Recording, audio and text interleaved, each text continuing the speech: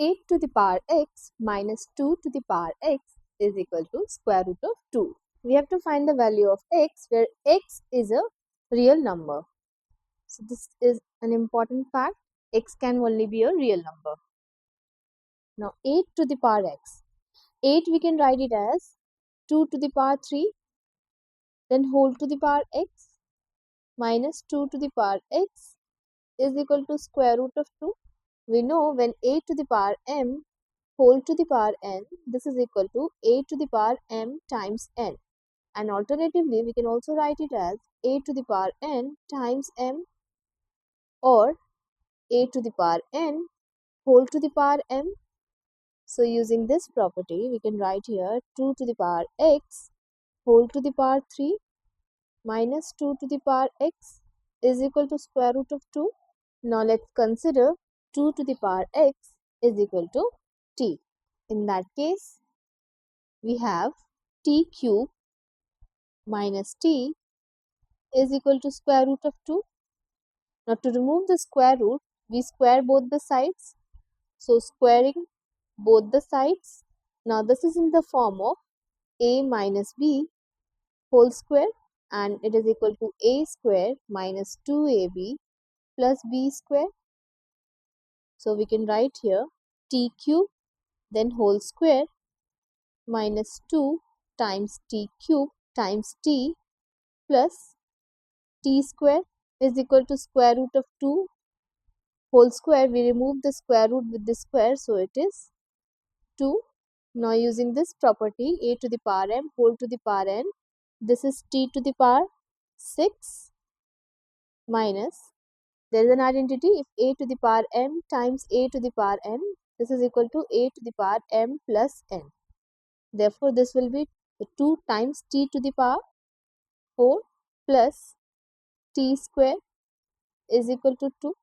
Now t to the power 6 we can write t to the power 4 plus 2 minus 2 times t to the power 4 plus t square.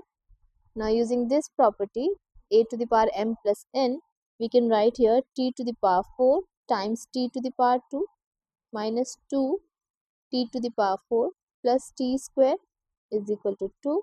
Now we can take here t to the power 4 common and write t square minus 2 plus t square.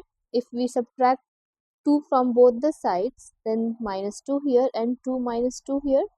Now this is t to the power 4 times t square minus 2 plus t square minus 2, and we can write it in the bracket and write 1 here is equal to 0.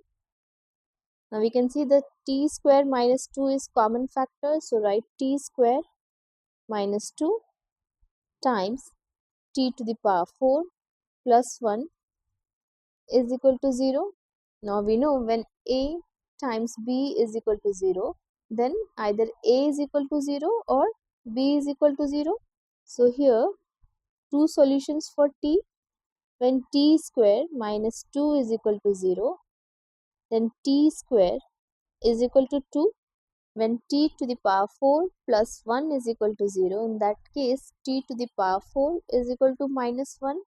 Now we consider t is equal to 2 to the power x.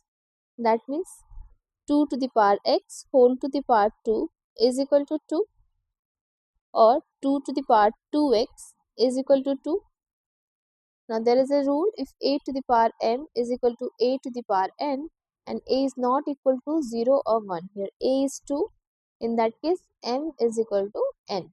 Therefore it will be, if the exponent is 1 here, 2x is equal to 1, we divide both the sides by 2, then it is x is equal to 1 upon 2. So this is one value of x. This is case 1.